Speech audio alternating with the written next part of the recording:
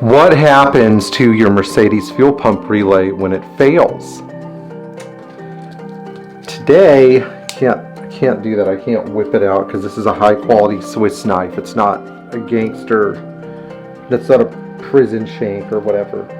But today we're going to talk about Mercedes fuel pump relay failures and what to do if you have one. And sometimes it's very hard to get these things out, but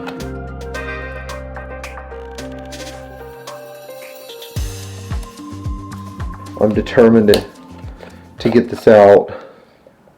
So step one, open up the relay. You can actually pop the board out of the case. And that's what I just did here. I don't want to put it back because it was a little hard, but if you're looking for an orientation as to where it goes, there are going to be little guides inside the case. Now, the quickest, easiest way to diagnose a fuel pump relay failure under Classic Mercedes is if the car doesn't start or starts intermittently. Usually when you get to the non-starting phase, the best thing you could do is crack the fuel supply fittings to the fuel distributor and turn on the ignition and see if it squirts out some fuel. Just the one supply pipe is good, and you need a 17mm wrench for it. If it doesn't happen, then you know something's up with the fuel pump relay. So if you want to remove your fuel pump relay, well, they're located in a bunch of different places on the car. On a 126 first gen fuse box, they're in the fuse box. On a second gen, they're in the false firewall, and they're going to say KPR on the top, just like that.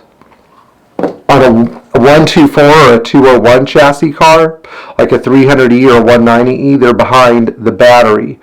And on a 107, like a 380 SL or 560 SL, unless you have a 1981 model year 380, they're located behind the glove box, so they require a little bit of work to get to on those cars. Now, here's how fuel pump relays actually fail. It's a little complicated, but on this board you have a primary and a secondary relay. The primary relay primes the pump when you switch on the key. No big deal. If it goes out, whatever. But the secondary relay is the big mama jama that turns the fuel pumps on, and it turns the fuel pumps on when you're cranking the engine and there's a signal from the ignition. It's called a TD signal. So the fuel pump gets a signal from the ignition and understands that the ignition is firing, and because it's firing and the car's cranking over, it knows that it needs fuel. Now, the biggest problem with these today is that if you go to buy a fuel pump relay, you can't get one from Mercedes. You have to get one from mystery part supplier in China. If you saw our video on Chinese parts, I think you know what I'm talking about.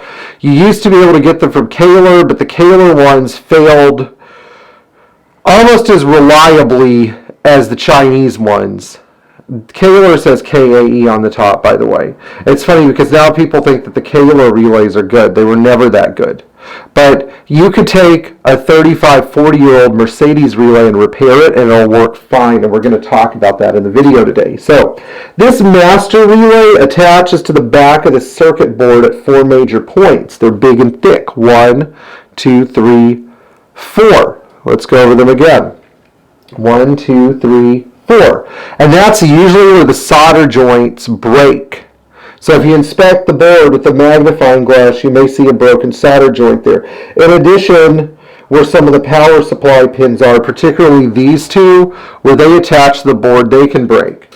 And when you have a solder joint failure, a lot of people say, oh, in the forums, you can see the solder joint failures. Well, sometimes you can, sometimes you can't. There seem to be two schools of thought. I find that with fuel pump relays, you can usually see the problem. And when you see the problem, you can just get a soldering iron out. If you don't know how to solder, there are plenty of YouTube videos on that. I'm not going to teach you how to solder here. If you have a classic car, you need to know how to solder, though. You can't. It's a skill set you have to have.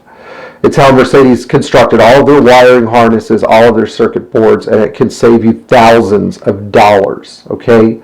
And hours of painful parts hunting. So you can actually take a little dab of solder and resolder these pins, and 9 times out of 10, the fuel pump relay will go back to doing exactly what it's supposed to do. Now there's another circuit on the fuel pump relay called the TD circuit.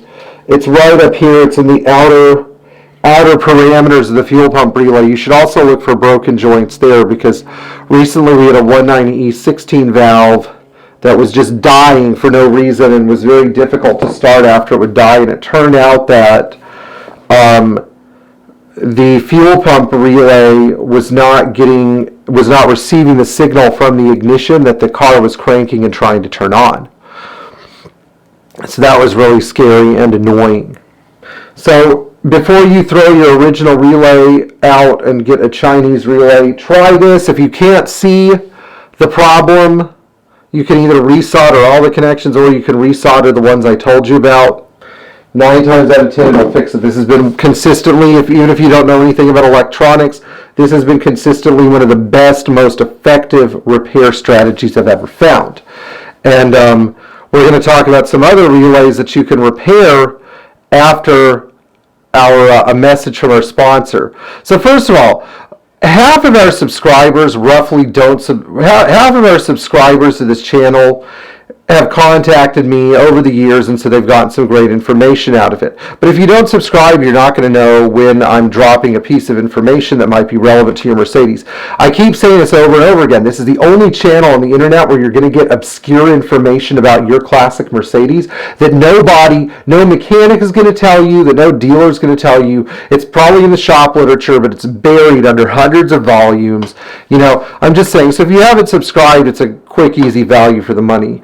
And if you've been a Patreon supporter, we really appreciate you keeping our channel buoyant. Our next car that we do a feature on is going to be an 85 300D with ultra low mileage as soon as we're done with the sorting process on this car, so we're real excited about it.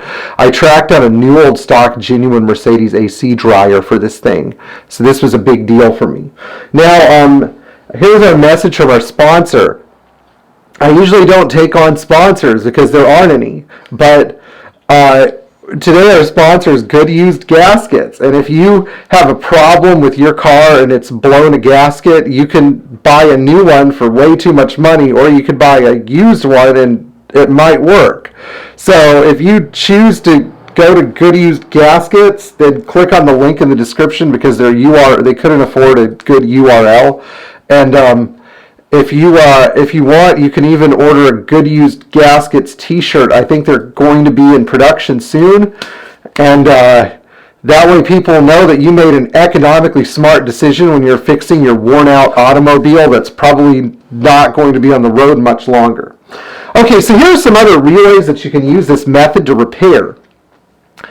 There's another relay called the Klima relay, K-L-I-M-A. It turns on the AC compressor, just like the fuel pump relay.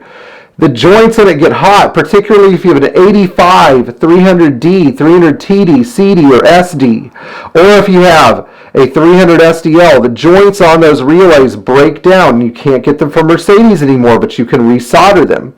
The first generation overvoltage protection relay and early 107s, 126s, and 1986 through 89 560 SLs can be disassembled and repaired, and I should do a video on that at some point where I take one apart and repair it, but you can't get that relay from Mercedes anymore either. So why not give it a try? You know, it's probably the best thing that could possibly happen to you in terms of being successful to repair that nobody can do easily. And if you still have problems with these things, you can send my buddy Chris Rose at cruisecontrolrepair.com, and he'll take good care of you. So I hope you guys had a great time watching this video. I hope you learned something, and don't throw your old relays in the trash if they quit working.